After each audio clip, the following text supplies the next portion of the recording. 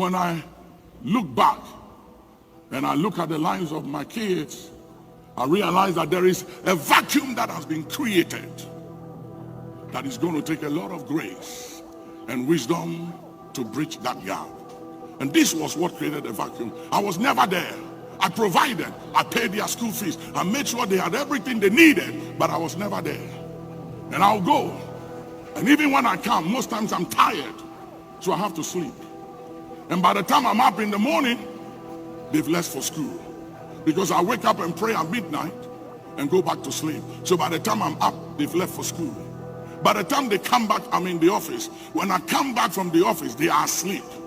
When they wake up, I'm asleep. And it went on for many years. And I realized just recently by revelation that I was an absentee father.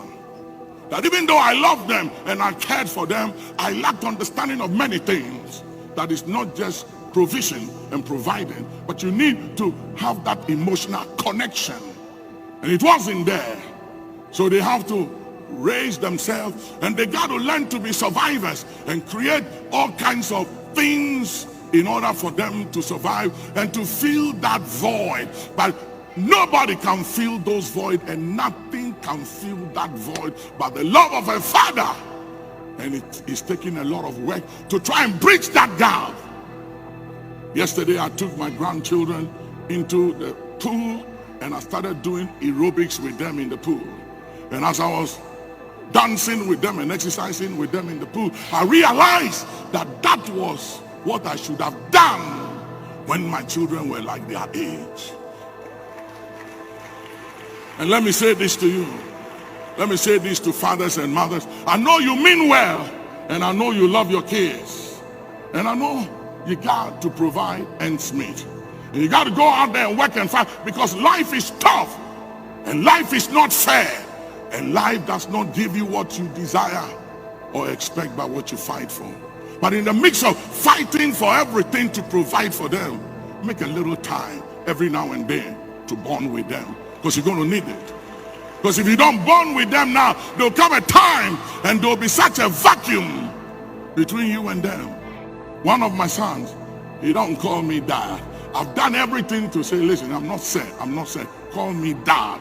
And he keeps unconsciously calls me sir, because he never saw me as a dad as he was growing up. He saw me as sir. He saw me as this anointed, gifted, powerful man of God, but not a dad, because I was never around to play with him, to do things with him, so he can see me as a dad and a friend. And I'm trying to make it up, to work at it, to bridge the gap. And it takes everything you can take, you can think of. It takes every grace. It takes every humility. It takes all your humanity. Madula kasa, wasalahatu kifalu salas. Madi kusan kutan dikasi. I was talking to one of my bishops, and I said, young man, how many kids you have? He told me, what is their ages? And I said, please make time for those kids. I said, you can replace your wife, you can replace anybody, but you can't replace those kids.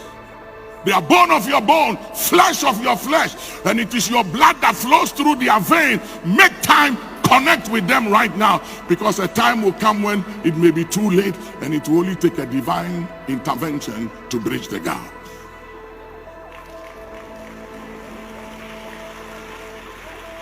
So they grow up. They grow up with all kinds of attitudes. And sometimes you actually say, what is this? What's going on here? It began a long time ago. We call them trauma. And it creates triggers. Things will trigger them.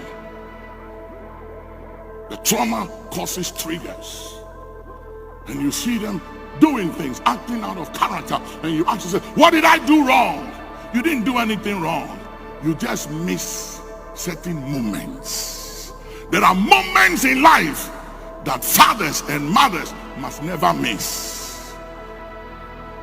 Adala ki salatazun, ketu kusan, kela kusu adala hasa, adili ki motun ki falasid. One of my children's birthday was up, and he said, Dad, my birthday is up. I need you to be around. And I was supposed to travel. So I called my travel agent and I said, you know what? Cancel the ticket. Said it will cost me. I said, it doesn't matter what it costs me. Cancel the ticket. And she said, Dad, you can travel. You can travel. You can go. I'm fine. I'm okay. And I said, no, you're not okay. I'll be around. I'm not going.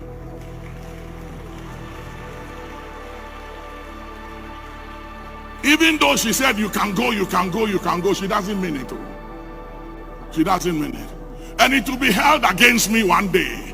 And it will pile up and add up to all the time I've been absent. So I said, I'll cancel myself. I'm not going. I don't care what meeting it is. I'm not going. I'll be here. And she said, when will you go? I said, don't worry. She said, oh, but you can leave that now. I said, no, I'm not going that day. I'm not traveling. It's your birthday. I'll be here. Nothing matters but your birthday. I'll be here.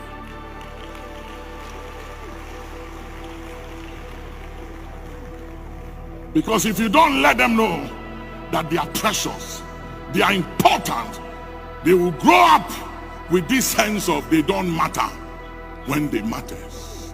And they will act like they don't matter and do things like they don't matter.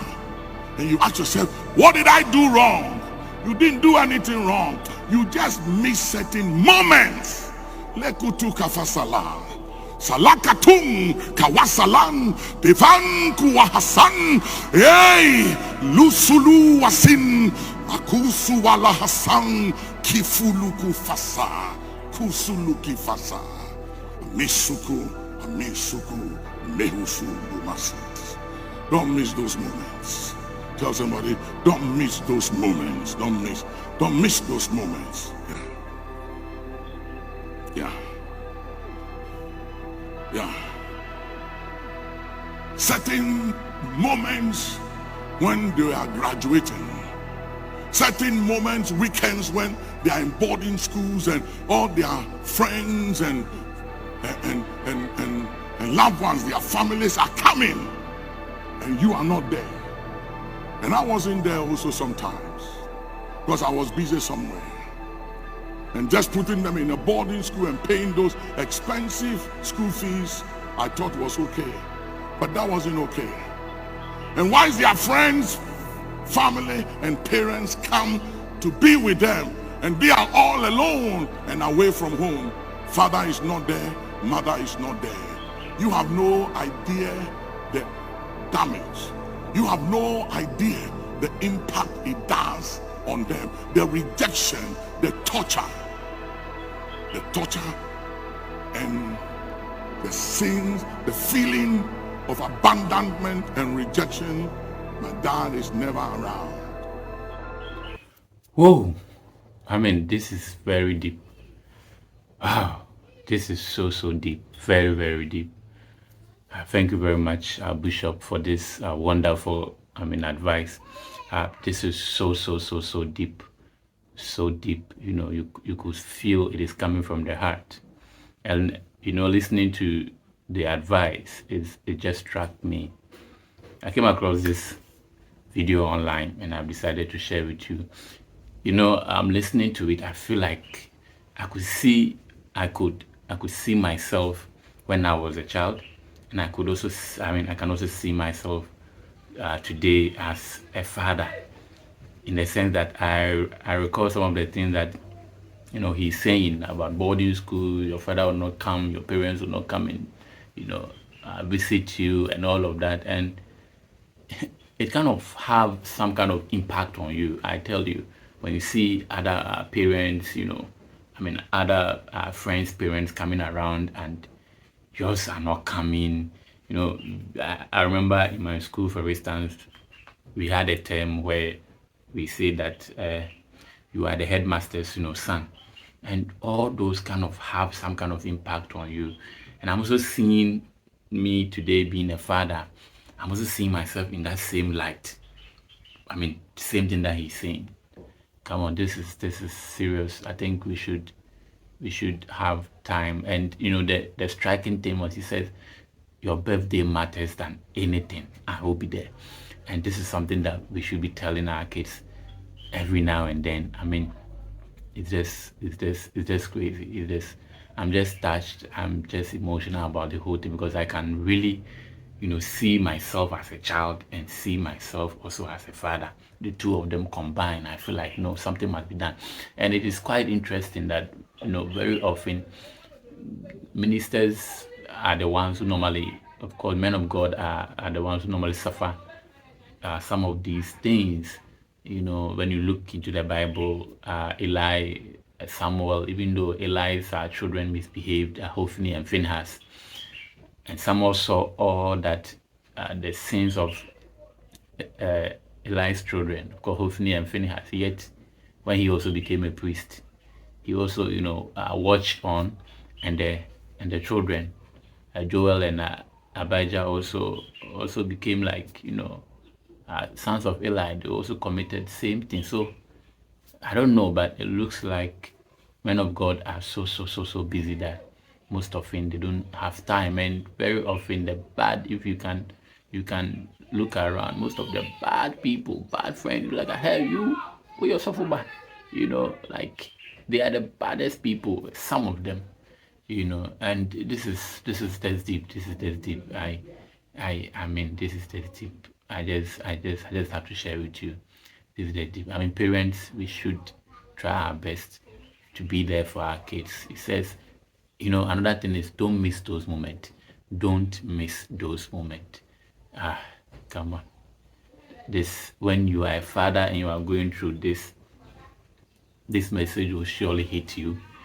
If you have been through it as a child, your father was in this kind of, of course, situation, you would also feel it so hard. And this is just on point. It's just on point. It's not easy, but we have to. Mothers and fathers, we have to really be there for our kids, anytime they need us. I can't say much, because I'm just emotional right now because it has remembered me so many things, during my childhood days and even now, being a father. Sometimes you come home and your child is asleep and you're like, hey, what the? So the whole day you didn't talk to me, like you didn't do anything. And I feel like something, is missing. And come on.